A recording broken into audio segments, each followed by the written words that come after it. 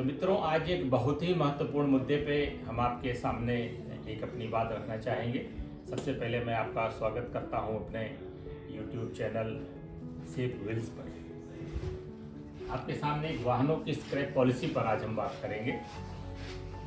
हम भारतीय पुरानी चीज़ों से बड़ा मोहब्बत करते हैं। याद होगा आपको, एक फिल्म में डायलॉग था कि पहले हम कपड़ा खरीदते, फिर पैजामा बनाते हैं, फिर उसको काट के तकिए का लिहाफ बना लेते हैं, फिर पुराना होने पर उसका पोछा बना लेते हैं और उसके बाद उसको तब जाके हम फेंकते हैं। तो ये जो पुरानी चीज़ों से हमारा प्यार है, ये गाड़ियों में भी अक्सर दिखाई पड़ता है और तरह तरह के बहाने। ये गाड़ी मुझे बहुत प्रिय है, ये गाड़ी मुझे बहुत शुभ है, अरे मुझको शादी में मिली थी, अरे मेरे ससुराल की निशानी है, अरे मेरे पिताजी की निशानी है।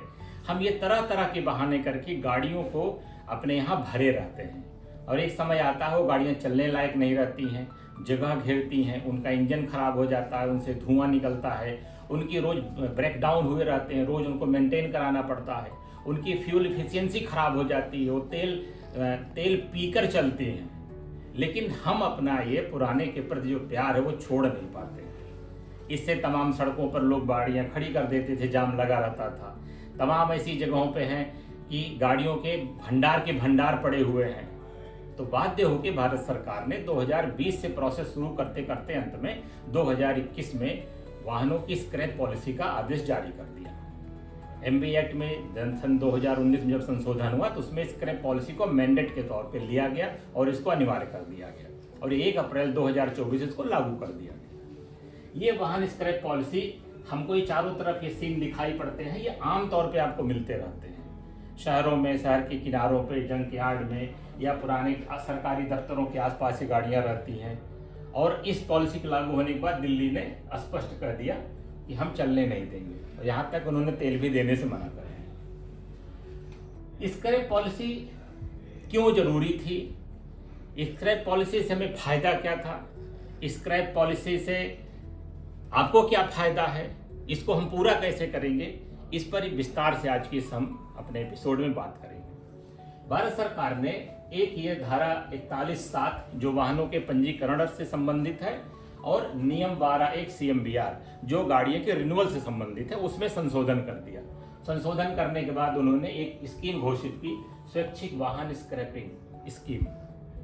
इसके तहत सरकार ने कुछ शर्तें तय की और उन शर्तों के बाद एक पोर्टल लागू किया है। ये देख रहे हैं, ये पोर्टल है। इस पोर्टल पर आप ministry of road transport and highway, जिसको मोर्थ कहते हैं, उसके इस पोर्टल पे जाके आप लॉगिन करने के बाद ये RVSF आप देख रहे हैं, इसका मतलब है कि व्हीकल फैसिलिटी जो दी जा रही है आपको कि आप इसमें अपनी गाड़ी को रजिस्टर्ड वॉलंटरी स्क्रैप फैसिलिटी, आप इस पोर्टल पे जाके अपनी गाड़ी रजिस्टर करा दीजिए, RTO को सूचना दे दीजिए।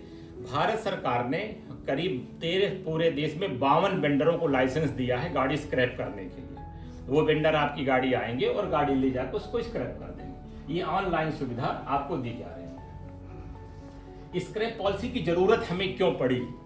जैसा मैंने शुरू में आपसे बताया कि हमें तरह तरह की दिक्कतें हो रही थी और उन दिक्कतों पर हम पॉइंट आउट करें। देखिए, यात्री सुरक्षा सुनिश्चित करना, गाड़ी खराब है, फिटनेस खराब है। कभी कभी आपने वीडियो में देखा होगा कि छोटा झटका लगा, गाड़ी की बॉडी वहीं गिर गई, पहिया निकल के भाग गया, या पहिया टूट गया, एक्सेल टूट गया, सवारी घायल हो गई, ब्रेक नहीं लगा, या अन्य कोई ऐसी तकनीकी खराबी आ गई जो पुराने होने से। तो यात्रियों की सुरक्षा सुनिश्चित करना, दुर्घटनाओं में कमी लाना, पुरानी गाड़ियों के मेंटेनेंस में बहुत पैसा खर्च होता है तो उसको बचाना। सबसे बड़ी चीज़ थी प्रदूषण, गाड़ियों की एफिशिएंसी कम थी। अब आप जानते हैं भारत स्टेज 4 से लेकर 6 तक के इंजन हमारे पास आ गए हैं। तो आप सोचिए जो पुराने इंजन होंगे उनकी फ्यूल एफिशिएंसी कितनी खराब होगी, उनसे धुआं ज़्यादा निकल रहा होगा, उनसे ग्रीस और मोबिल टपक के हमारी ज़मीन और पानी को भी प्रदूषित कर रहे थे। तो प्रदूषण को कमी करने के लिए इसकी ज़रूरत है। ईंधन की बचत, आप जानते हैं हम अरबों रुपए विदेशी मुद्रा के रूप में खर्च करते हैं प्रतिवर्ष ईंधन की खरीदारी में, और इसीलिए हमने EV का सहारा लिया कि ताकि ईंधन का हमारा जो बजट है वो कम हो सके। तो नई गाड़ियों से हमें जो गाड़ियाँ फ्यूल इफिशिएंट होती हैं उनसे हमारा खर्च कम होता है। सबसे बड़ी बात कि आधुनिक वाहनों का उत्पादन बढ़ेगा। यदि हम पुरानी चीज़ों से चिपके रहेंगे तो हम नई चीज़ नहीं खरीदेंगे। जब नई चीज़ खरीदेंगे नहीं तो नई चीज़ बनेगी क्यों, मार्केट में क्यों आएगी, इनोवेशन क्यों होगा, R&D क्यों हम करेंगे। तो इन सब चीज़ों को देखते हुए इस इरादे से हमने इस स्क्रैप पॉलिसी को सरकार ने लागू किया। इसकी शर्तें तय कर दी सरकार ने, ये कोई मनमाना नहीं है। इसमें शर्तें देखिए, निजी वाहनों को 20 वर्ष से अधिक पुराने हैं और व्यावसायिक वाहन अगर 15 वर्ष से पुराने हैं तो इनका फिटनेस अनिवार्य है। इसके बाद इनको एक ऑटोमेटेड फिटनेस सेंटर पे टेस्ट कराना जरूरी होगा। अगर इस टेस्ट में ये पास हो जाते हैं तब तो इनका री रजिस्ट्रेशन हो सकता है, जो धारा 52 के नियम 52 के तहत होता है, अन्यथा इनका री रजिस्ट्रेशन नहीं होगा।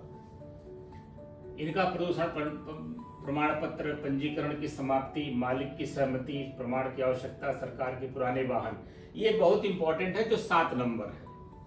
सरकारी वाहनों को फिटनेस टेस्ट की छूट नहीं दी गई है। सरकारी वाहन यदि 15 साल पुराने हो गए हैं तो उनको प्रत्येक दशा में कंडम होना ही होना है। आपने देखा होगा कि तमाम ऐसे विभाग हैं जिनके पास 22-22, 20-20 साल पुरानी गाड़ियां चल रही किसी तरीके से। वो गाड़ियां एक तरफ जहां सरकारी खजाने का पैसा जला रही हैं, वहीं पे पोल्यूशन पैदा कर रही हैं, उनकी गति नहीं है, वो सड़क पे सुरक्षित नहीं है, इसलिए सरकार ने सरकारी गाड़ियों को छूट इसमें नहीं रखी है। पॉलिसी बनाई गई तो ये बहुत बड़े पैमाने पे बनी है। अब इसकी प्रोसेस को भी मोर्थ ने बहुत अच्छे से डिजाइन किया है। वाहन की पात्रता की जांच होगी कि वो स्क्रैप होने लायक है कि नहीं है, और ये जांच होगी ऑटोमेटेड फिटनेस सेंटर पर। वहां पर जब आपकी गाड़ी पास नहीं हुई तो आपको वॉलंटरली स्क्रैपिंग के लिए अप्लाई करना पड़ेगा। जैसा मैंने अभी आपको बताया, उसके लिए भारत सरकार ने एक पोर्टल लॉन्च किया हुआ है। उस पोर्टल पे आप अप्लाई करेंगे, उसमें जो वांछित डॉक्यूमेंट्स हैं वो आप उनको सबमिट करेंगे, उसके बाद ये प्रोसेस आगे जाएगी।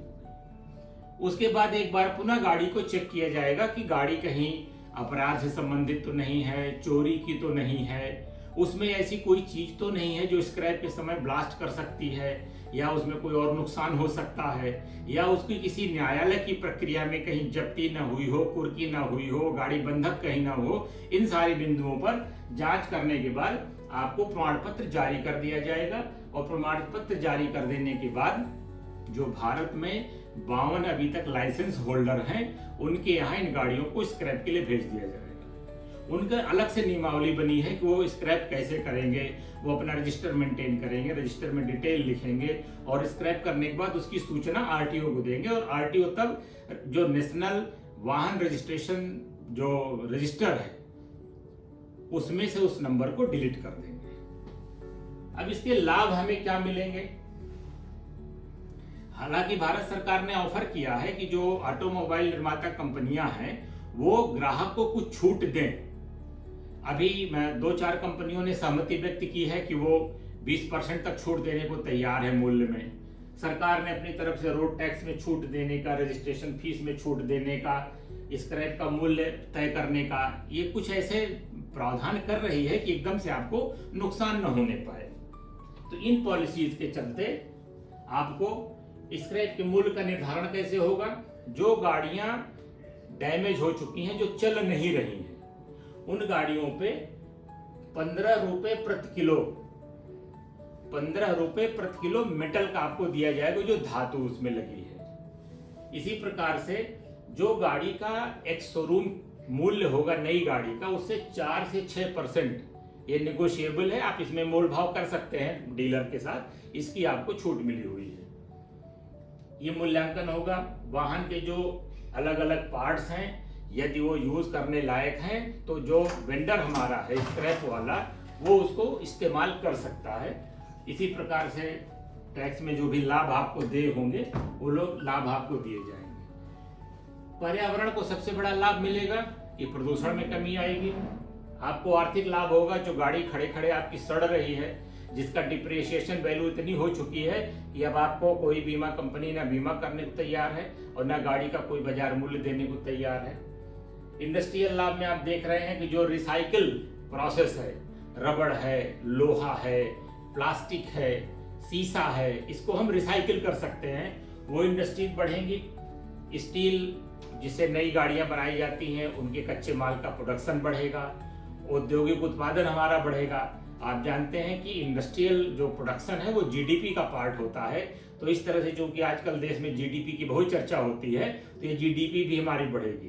तो कृपया जीडीपी बढ़ाने के लिए केवल बातें न करें, उसको बढ़ाने के लिए अपनी गाड़ियां स्क्रैप भी आप करवाएं। सुरक्षा बढ़ेगी क्योंकि नई गाड़ियों में एक्सीडेंट कम होंगे, लड़ेंगी भिड़ेंगी कम, और रोजगार का सृजन होगा। नए कारखाने लगाए जाएंगे, नए नए टेक्निकल इंजीनियर और पढ़े लिखे लड़कों को इसमें नौकरी मिलने के चांस बढ़ेंगे। ये आपको कुछ छूटें हैं जो सरकार और विभिन्न कंपनियां आपको छूट दे रही हैं। आप इसको ध्यान से देखें, इनका मनन करें, और आपके पास यदि कोई ऐसी गाड़ी है तो इस गाड़ी का तो स्क्रैप पॉलिसी में बस यहीं तक हम आपको एक प्रेरक के रूप में मैंने आपको अपनी बातें बताई। पुरानी गाड़ियों से नुकसान ज्यादा हो रहे हैं, लाभ नहीं हो रहा है। केवल एक मोह मन में है कि ये, जैसा मैंने कहा कि पिताजी की निशानी है, मेरे विवाह की निशानी है, मेरे छोटे छोटे बच्चे इसमें खेल के बड़े हुए हैं। कृपया इन मोह माया से निकलिए, उन गाड़ियों का वांछित मूल्य प्राप्त करके उनको स्क्रैप कराइए, ताकि पर्यावरण को, ताकि पैसेंजर सिक्योरिटी को, ताकि इंडस्ट्रियल प्रोडक्शन को, जो भी हमारी सरकार नीति बनाए हम उसमें उनकी मदद कर सकें। बहुत बहुत धन्यवाद।